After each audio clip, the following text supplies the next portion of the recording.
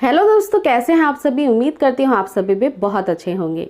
दोस्तों, यदि आप जल्द से जल्द प्रेगनेंसी कंसीव करना चाहते हैं तो इसके लिए मोस्ट ऑफ द केसेस सबसे ज़्यादा इंपॉर्टेंट चीज़ जो होती है वो होती है कि आपके स्पर्म की मोटेलिटी और स्पीड कितनी ज़्यादा अच्छी है।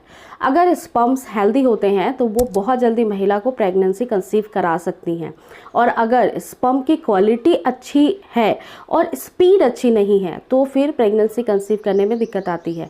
इसकी जांच जब आप इनफर्टिलिटी कई सालों से या महीनों से फेस करते हैं तो कराई जाती है।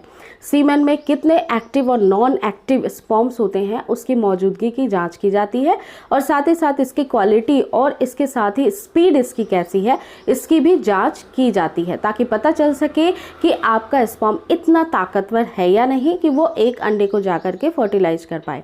लेकिन उससे पहले ये जान लेते हैं कि कितने स्पर्म की ज़रूरत पड़ती है एक्चुअली में गर्भधारण कराने के लिए।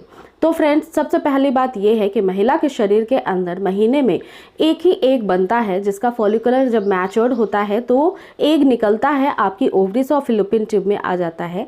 अगर वहाँ पे स्पर्म्स की मौजूदगी होती है तो ओनली वन स्पर्म ही उसको फर्टिलाइज करने के लिए काफ़ी होता है।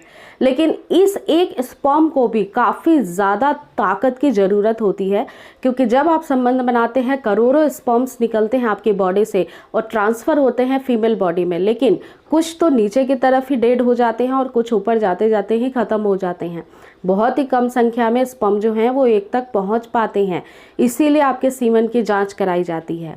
सीमन की जो रिपोर्ट होती है, अगर उसमें 50% ऑफ रेशियो आपकी मोटेलिटी और स्पीड की बताई गई है स्पर्म क्वालिटी की, तो वो नॉर्मल होता है।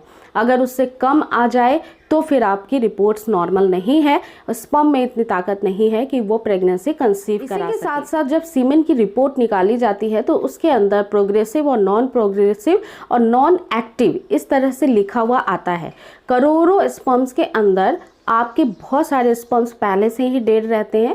कुछ स्पर्म्स ऐसे होते हैं जिसकी क्वालिटी अच्छी नहीं होती है, कुछ ऐसे होते हैं जिसकी स्पीड बहुत अच्छी होती है और उसकी मोर्टेलिटी बहुत अच्छी होती है। तो वही वाला स्पर्म्स जो है वो काम का होता है, बाकी सब किसी भी काम के नहीं होते हैं।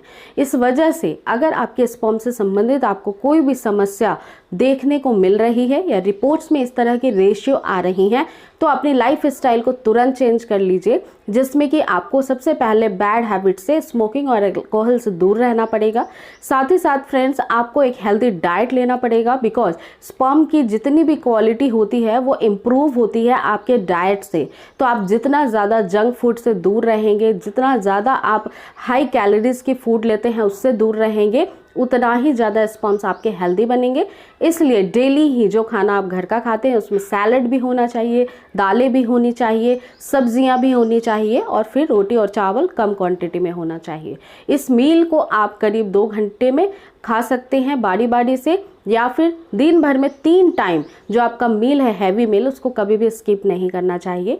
इसी के साथ साथ फ्रेंड्स, आप क्रिस्टल च्यवनप्राश भी खा सकते हैं, इससे भी आपके स्पर्म की गुणवत्ता बढ़ती है। और साथ ही साथ एक स्ट्रेस फ्री लाइफ लेना बहुत इंपॉर्टेंट है, टेंशन से दूर रहिए। एक्सरसाइज को अपने डेली रोज़मर्रा के रूटीन में शामिल करिए। जितना भी वक्त मिलता है उसमें करीब 30 मिनट आपको वॉकिंग करना चाहिए। अगर आप अदर एक्टिविटी भी करते हैं तो ये काफ़ी बेनिफिशियल होगा आपके इनफर्टिलिटी की रेशियो को घटाने के लिए। और फर्टिलिटी आपकी जैसे ही इंप्रूव होगी, आपके स्पर्म की क्वालिटी इन्हांस होगी, आपको प्रेगनेंसी बहुत जल्दी से कंसीव हो जाएगी। तो ये छोटी सी बात जो नेचुरल कंसेप्शन के लिए हो जरूर ध्यान में रखिएगा। स्पर्म संबंधित कोई भी प्रॉब्लम है तो इस तरह से स्पर्म्स को इम्प्रूव किया जा सकता है नेचुरली।